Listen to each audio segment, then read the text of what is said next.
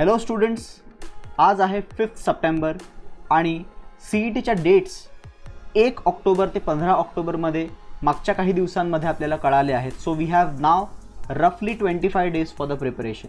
ह्या 25 दिवसांमध्ये आपली फायनल स्ट्रॅटेजी काय असली पाहिजे यावरती आज आपण डिस्कशन करणार आहे. But before we jump into final strategy, एकदा क्विकली मी तुम्हाला सांगतो की या चॅनलवरती पुढच्या 25 दिवसांमध्ये काय काय प्लॅन करतोय मी. So let's have a look. तुम्हाला one short revision lectures already प्लॅटफॉर्मवरती ऑलरेडी चॅनलवरती अपलोडेड आहेत. प्रिव्हियस इयर क्वेश्चन्सचे सिरीज ज्याच्यामध्ये पहिले 7-8 लेसन झाले आहेत आणि पुढचे सगळे लेसन्स अपलोड होऊन जातील in these next 25 days. Super 30 important टॉपिक्सचे फक्त घेतले आहेत, बाकी टॉपिक्सचे सुपर 30 नसणार आहेत.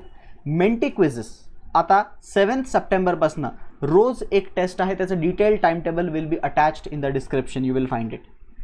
40 मॉक टेस्ट प्रोव्हाइड केले आहेत, त्याची पण लिंक मी त्या ह्याच्यामध्ये देणार आहे. असाइनमेंट्स टॉपिक वाईज प्रत्येक टॉपिक्सचे क्वेश्चन्स MCQ असाइनमेंट शीट आणि सगळ्यात important I am going to provide you bullet lectures. म्हणजे एक टॉपिक विदिन 5 मिनिट्स किंवा विदिन 4 मिनिट्स कसा रिवाईज करायचा ते पूर्ण रिव्हिजन स्ट्रॅटेजी त्या 4 मिनिटामध्ये एक अख्खा टॉपिक कवर केला जाईल. सो ह्या सगळ्या गोष्टी तुम्हाला एकाच प्लेसवरती एकाच लोकेशनवरती मिळतील. मी एक PDF बेसिकली बनवली आहे. त्या PDFचा जर काही तुम्हाला मी PDF प्रोव्हाइड केली तर तुम्हाला चॅनलवरती सर्च करत बसायची गरज नाही. तुम्ही डायरेक्टली जो टॉपिक हवा आहे त्या टॉपिकच्या समोर तुम्हाला त्याचं वन शॉट रिव्हिजन पाहिजे, PYQ पाहिजे, असाइनमेंट पाहिजे का तुम्हाला त्याची मेंटी क्विज का तुम्हाला त्याचे अजून काही गोष्टी हव्या असतील सुपर 30 सारख्या, तर तुम्ही त्याच्यावर जस्ट क्लिक करा. सो दॅट PDF ज्याच्यामध्ये सगळं आहे, इवन मेंटी क्विजचं नेक्स्ट 25 डेजचं टाइम टेबल पण त्याच्यात इन्क्लूड केलं आहे. सो ती PDF तुम्हाला डिस्क्रिप्शनमध्ये मिळेल. Okay, so now without wasting time let's start with the final strategy. The PDF will be available in the description of this video. Let's start with the strategy. See, strategy जी बनवतो आपण ती ideally तुम्ही असं expect केलं असेल की sir मला पहिल्या दिवशी काय करायचं, दुसऱ्या दिवशी कोणता धडा करायचा, तिसऱ्या दिवशी कोणता धडा करायचा, अशी काहीतरी स्ट्रॅटेजी बनवून देणार आहे. बट तशी स्ट्रॅटेजी रिअली वर्क करत नाही. ती प्रत्येक मुलांनी स्वतःची बनवली पाहिजे. कारण की तुम्हालाच माहिती आहे तुमच्या स्ट्रेंथ्स काय, तुमच्या विकनेसेस काय. मी तुम्हाला बनवून दिलं की हे टॉपिक्स करा तर ते प्रत्येकासाठी व्हॅलिड राहणार नाही. सो मी तुम्हाला एक जनरलाइज वे सांगतोय की कशा प्रकारे तुम्ही स्ट्रॅटेजी करायला पाहिजे. पहिली गोष्ट, आता स्टुडंट्सला 4 कॅटेगरीमध्ये मी इथे डिवाइड केलं आहे. बिलो 100, 100 to 130, 130 to 160 आणि 160 प्लस. आता मेजॉरिटी मला माहिती आहे मेजॉरिटी ऑफ स्टुडंट्स हे बिलो 100 आणि 100 to 130 ह्या रेंजमधले आहेत. 130च्या वरती कमी आहेत आणि 160च्या वरती फारच कमी आहेत. बट मी प्रत्येक सेक्शन, प्रत्येक टाईप ऑफ कॅन्डिडेटवरती, प्रत्येक कॅटेगरीवरती मी या 3 गोष्टींवर बोलणार आहे की focus on what your focus should be, revision कशी झाली पाहिजे आणि मॉक टेस्ट तुम्ही किती दिल्या पाहिजे. So before we start with each and every category, प्रत्येक कॅटेगरीला I will give 2 minutes, 2 to 3 minutes प्रत्येक कॅटेगरी एक्सप्लेन करण्यासाठी आय विल गिव्ह. आता जर तुमचा स्कोर हा बाउंड्रीवरती असेल, जसं की 125, 135 मध्ये लाय करत असेल, तर तुम्ही स्वतःला कोणत्या कॅटेगरीमध्ये कन्सिडर केलं पाहिजे. तर आय वुड सजेस्ट, जर तुमचा स्कोर त्या बाउंड्रीवरती असेल कन्सिस्टंटली, तर तुम्ही एक कॅटेगरीवरती कन्सिडर करा. म्हणजे 125 to 135 मध्ये फ्लक्च्युएट होणाऱ्यांनी त्याला 130 to 160 मध्ये कन्सिडर केलेलं फायद्याचं आहे. Okay, so let's start discussing. The first one is below 100 students. If the score is consistently below 100 like 80, 90, 70 अशा रेंजमध्ये स्कोर येत असतील तर त्या पर्टिक्युलर टाईप ऑफ स्टुडंटनी आता काय केलं पाहिजे. ह्या 25 दिवसांमध्ये असं काय केलं तर आपला जो काही स्कोर आहे तो लवकर वाढण्याचे चान्सेस आहेत. रादर दॅन सगळंच करत बसलो तर कुठेच जाणार नाही आहे स्कोर. एक तुम्हाला मी बेसिक सांगतो, हे सगळ्या कॅटेगरीच्या मुलांना व्हॅलिड आहे. सी, तुम्ही मार्क्स जेव्हा वाढतात आपले कोणत्याही सब्जेक्टमध्ये, तर मार्क्स कसे वाढतात, तर मार्क्सचा इन्क्रीज हा लिनियर नसतो. ओके, लिनियर इन्क्रीज नसतो. इन्क्रीज मी इथं बोलत नाही, मी डिफिकल्टी वाईज सांगतो तुम्हाला. डिफिकल्टी पण लिनियरली वाढत नाही. डिफिकल्टी कशी वाढते बघा, तर आधी समजा तुमचा स्कोर 0 आहे तर 0 to 25 पर्यंत एकदम इझी आहे. It is like climbing up a mountain. आधी 25 पर्यंत पॉसिबल आहे, इझी आहे असं म्हणू आपण. त्यानंतर मग डिफिकल्ट होत जातात गोष्टी आणि नंतर मग इफ यू रीच 30, 35, 40 आणि नंतर 45च्या पुढे it becomes more and more difficult. In fact 40-45 मध्ये जे लोक असतील त्यांना माहिती असेल की तो स्कोर मेंटेन करणं पण किती डिफिकल्ट राहतो. सो इनिशियल जो फेज असतो, if you are in initial phase, believe me, तुम्हाला इम्प्रूव्हमेंटसाठी खूप जास्त चान्स आहे. ओके, तुम्ही जर काय 90sमध्ये असाल, 70sमध्ये असाल, बिलीव्ह मी तुम्ही खूप चांगलं इम्प्रूव्ह करू शकता. तुमचं ह्या लास्ट 25 डेजमध्ये खूप स्कोर वाढू शकतो. बट त्यामध्ये तुम्ही लॉजिकली वर्क केलं पाहिजे, तुम्ही स्मार्ट वर्क केलं पाहिजे. आता हार्ड वर्क नाही, स्मार्ट वर्क काय की तुमचा focus should be on mathematics.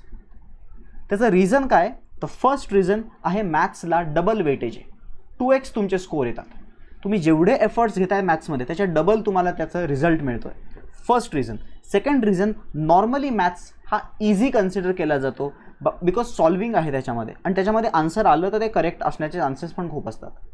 So maths हा रिलेटिव्हली ज्यांना इझी वाटत असेल त्यांनी तर मॅथ्सवरच फोकस करा. If you are scoring in the range of 80s and 90s, तुम्ही फोकस मॅथ्सवर करा आणि try and improve your score. मॅथ्समध्येच तुम्ही कसं पण करून 60 to 70च्या मध्ये स्कोर आणण्याचं चालू करा.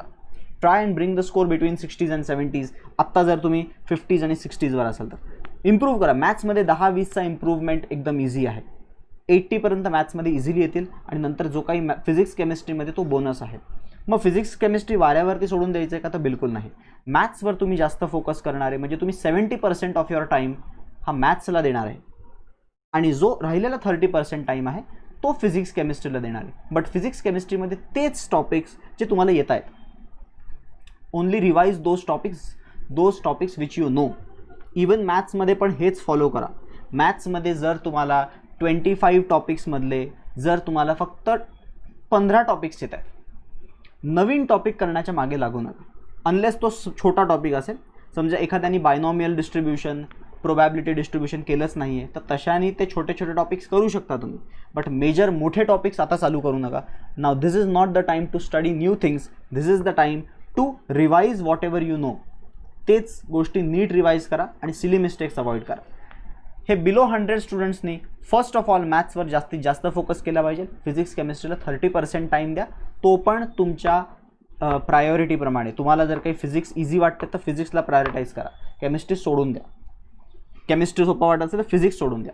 बट मॅथ्सवर मेन फोकस ठेवा 70% ऑफ टाईम. रिव्हिजन तुमचं रेग्युलरली झालं पाहिजे. जे टॉपिक्स तुम्ही करताय त्याचं रिव्हिजन रेग्युलरली झालं पाहिजे. तुम्ही खूप जास्त मॉक टेस्ट द्यायची गरज नाही आहे. मॉक टेस्ट का देतो आपण, तर पहिलं तर टाईम मॅनेजमेंट चांगला करण्यासाठी. पण टाईम मॅनेजमेंटचा तुम्हाला मेजरली इश्यू येणार नाही आहे. मेजर इश्यू कंटेंटचा आहे. सो तुम्हाला तुमचा कंटेंट वाढवायचा आहे, तुम्हाला जे येतं आहे नॉलेज ते वाढवायचं आहे. ते कसं वाढवता येईल, तर मॅथ्सवर फोकस करा. मॅथ्स ट्राय आणि पूर्ण मॅथ्स करण्याचा प्रयत्न करा, जेवढं मॅथ्स तुम्हाला संपवता येईल तेवढं. सो मॉक टेस्ट तुम्ही किती फ्रिक्वेंटली द्यायला पाहिजे, तर ॲटलिस्ट लास्ट 10 दिवस सोडले तर लास्ट 10 दिवसांपर्यंत, म्हणजे तुमचा 10th ऑक्टोबरला पेपर असेल तर लास्ट 30th सप्टेंबरपर्यंत तुम्ही वीकली 1 किंवा 2 मॉक टेस्ट दिल्या तरी खूप झालं. 1 or 2 mock test in this week.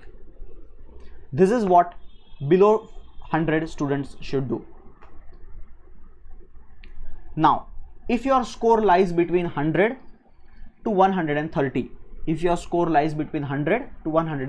then what exactly you should do? जर तुमचा स्कोर 100 आणि 130च्या मध्ये कुठे लाय करत असेल तर इट मीन्स तुम्ही बऱ्यापैकी मॅथ्समध्ये स्कोर करताय, बट स्टील तुमचा स्कोर समजा एक्झाम्पल म्हणून मी घेतो 120 आहे, एक्झाम्पल म्हणून घेऊ. आणि इफ यू आर स्कोरिंग मॅथ्समध्ये 60, फिजिक्समध्ये 30 आणि केमिस्ट्रीमध्ये 30, इवन आउट स्कोर आहे तुमचा, ॲव्हरेज स्कोर आहे, तर तुम्ही विचार कराल सर मला इथे 30 बरोबर येत आहेत 50पैकी मॅथ्समध्ये, इथे पण 30 बरोबर येत आहेत आणि इथे पण 30 बरोबर येत आहेत.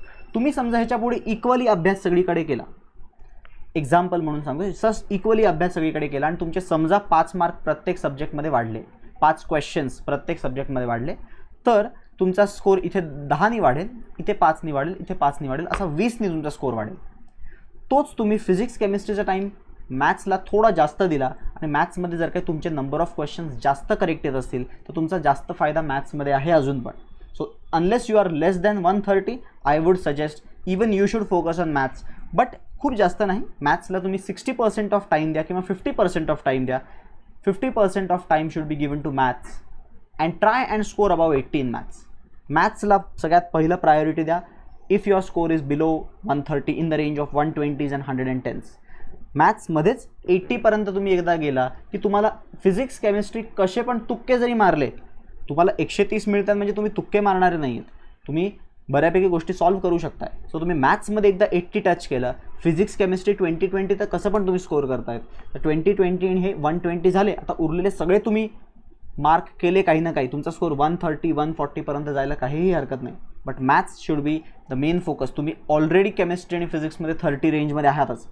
Try and go into 80s in the mathematics section. Maths should be the main focus. 50% of time should be given to maths at least. Revision खूप इम्पॉर्टंट आहे. रिव्हिजन तुमच्यासाठी परत एकदा मी रिपीट करतोय, तुम्ही मॅथ्सवर फोकस करताना फिजिक्स केमिस्ट्रीचे नवीन टॉपिक करत बसू नका. Don't prepare new topics now. This is not the time to prepare the things which you don't know. तुम्हाला जे येतं आहे ना ते विसरून जाल तुम्ही. सो फिजिक्स केमिस्ट्रीमध्ये just revise whatever you know. एक गोष्ट लक्षात ठेवा, revision is the key. Entrance एक्झाममध्ये रिव्हिजन इज की. So more you revise more it will help you. Revision खूप करा फिजिक्स केमिस्ट्रीचं. मॅथ्सचं तुम्ही नवीन एखादा टॉपिक सोडला असेल वगैरे तर तुम्ही करू शकता मॅथ्समध्ये, बिकॉज आपला मेजर फोकस मॅथ्समध्ये असणार आहे टू स्कोर मोर मार्क्स. आता आपण डिस्कस करू मॉक टेस्ट. तर मॉक टेस्ट तुम्ही देऊ शकता. You can give 2 to 3 mock test I would say per week. Mock test per week. आता 2 ते 3 मॉक टेस्ट देताना तुम्ही इवन ही पण स्ट्रॅटेजी फॉलो करा की तुम्ही 2 मॉक टेस्ट नवीन, 1 मॉक टेस्ट ओल्डवाली जी ऑलरेडी दिलेली आहे ती परत द्या. ह्याच्यानी काय होईल की तुम्हाला त्या 3rd मॉक टेस्टचं रिव्हिजनमध्ये युजफुल राहील तुम्हाला. Repetition of MCQs is important guys. प्रत्येक नवीन MCQ करत बसला, तुम्हाला जे मागचे जे नाही जमत आहेत तेच तुम्ही विसरत गेला तर it will become difficult. So you have to revise the previous MCQs as well. So mock test एखादी तुम्ही old mock test दिली तरी चालेल.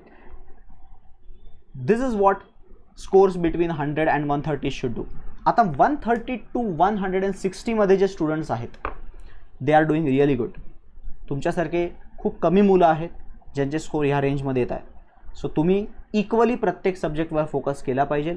Your scores are very good. Already you are in the range of 140s and 150s. Means you are scoring 70% on an average in each subject, which is a very good score. But now तुम्हाला तो score maintain करायचा आहे. तुमच्यासाठी task अजून difficult आहे.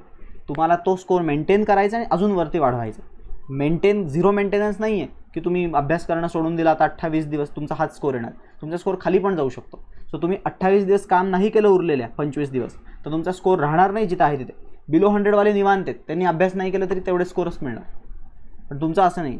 You have to work hard. तुमचा जो score आहे तो मेंटेन करण्यासाठी you have to work hard. आणि नंतर तुम्हाला इन्क्रीज प्रॉबब्ली थोडा कमी दिसेल. बट तुम्ही असं नका विचार करू की अरे तो बिलो 80 एखाद्याला स्कोर येत होता, तो 110 वर आला एकदम अभ्यास करून, मग मी 150 180 वर जाईन का इझिली. जाऊ शकतो.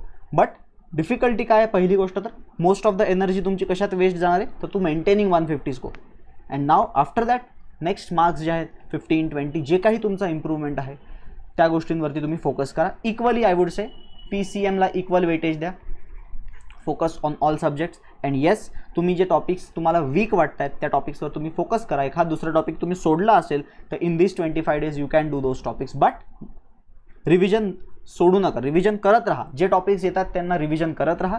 रिवायझिंग दोज टॉपिक्स. PCM जे तुम्हाला वीक वाटतं आहे, जसं की केमिस्ट्रीमध्ये सर P ब्लॉक नाही केला, करा ना. 25 दिवस प्रॉपरली प्रिपेअर करा. P ब्लॉक, 11th मधले काही टॉपिक्स, असे काही टॉपिक्स की ज्याच्यामुळे तुम्हाला माहिती आहे तुमचे स्कोर कमी येत आहे. हे टॉपिक आले की जमतच नाही, त्या टॉपिक्सवर फोकस करा. ओके. मॉक टेस्ट तुम्ही जास्त देऊ शकता कारण की तुम्हाला खरा टाईम मॅनेजमेंटचा इश्यू येणार. तुम्हाला हा स्कोर जो येतो ना, टाईम मॅनेजमेंटचा इश्यू तुम्हाला आहे.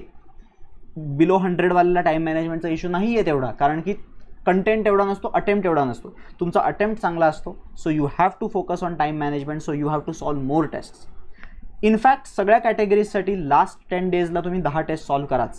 But I am talking about in the month of September. या सप्टेंबर मंथमध्ये तुम्ही 3 ते 4 मॉक टेस्ट पण पर वीक देऊ शकता, किंवा इवन त्यापेक्षा जास्त 5 पण तुम्ही देऊ शकता. पण प्रॉपर ॲनालिसिस करून की जे चुकत आहेत ते का चुकत आहेत, त्याच्यामागे काय लॉजिक आहे. सो ते करूनच तुमचे स्कोर वाढणार आहेत. तुम्ही रँडम प्रिपरेशन करत बसाल, परत सर्क्युलर मोशन, परत ग्रॅव्हिटेशन, परत रोटेशनल, अरे तिथे मार्क जातच नाहीत तुझे. मार्क जात आहेत रे ऑप्टिक्समध्ये, मार्क्स जात आहेत EMIमध्ये. मग जे नाही येते, ज्याच्यात मार्क्स जात आहेत ते टॉपिक प्रिपेअर केले पाहिजे, right. So this is how you should be preparing if your score is in the range of 130 to 160 equally in all the subjects. If a particular student is scoring less in, let us say, chemistry, तर मग त्या स्टुडंटनी थोडं केमिस्ट्रीवर लक्ष द्यायला पाहिजे. Physics आणि maths revise करता करता, सोडून द्यायचं नाही बाकी सब्जेक्ट्सला. ठीक आहे, रिव्हिजन नाही केलं तर मी आधीच सांगितलं आहे तुमचा 150चा स्कोर मेंटेन करणं डिफिकल्ट आहे. You have to keep on revising. आणि आता लास्ट जे आहे 160+. 160+ स्कोर करणारे जे स्टुडंट्स आहेत दे आर रिअली डुईंग वेल. तुमचे स्कोर्स एवढे चांगले आहेत की तुम्हाला कुठल्या स्ट्रॅटेजीची टेक्निकली तर गरज नाही आहे, बिकॉज तुमची स्वतःने तुम्ही जी काही स्ट्रॅटेजी आजपर्यंत फॉलो केली आहे it is really working good for you and scores clearly सांगतायत तुम्हाला ते. But still what I would say is की तुमचे जे वीक टॉपिक्स आहेत, अजून पण तुम्ही ज्याच्याबद्दल कॉन्फिडंट नाही, येतोय पण कॉन्फिडन्स नाही, अशा टॉपिक्सवर थोडं फोकस करा. Focus on time management. तुम्ही एक्झाम एन्व्हायरमेंटमध्ये थोडासा स्ट्रेस असतो, तर अंडर स्ट्रेस तुम्ही समजा गडबड केली तर प्रॉब्लेम होऊ शकतो. सो टाईम मॅनेजमेंटवर वर्क करा. Try and give physics chemistry paper 90 minutes असतो ना, 85 मिनिट्सच घ्यायचा. मॅथ्स 90 मिनिट्स आहे ना, 80 मिनिट्सच घ्यायचा. तुम्ही स्वतःला अजून पुश करा. तुमच्यासाठी मेंटी क्विज खूप जास्त इम्पॉर्टंट आहे, बिकॉज मेंटी क्विजमध्ये तुम्हाला आयडिया येईल की तुम्ही अंडर प्रेशर कसं परफॉर्म करत आहे. Okay, so try and push yourself. You are doing really good. 160+, 170+, 180+ जे काही स्कोर्स आहेत ते बेस्ट स्कोर्स आहेत आणि या स्कोर्सला मेंटेन करण्यासाठी तुम्हाला पण रिव्हिजन गरजेचं आहे. So you should be focusing on revision. Difficult topic that is weak. तुमचे जे वीक टॉपिक्स आहेत त्या टॉपिकवर तुम्ही फोकस करा.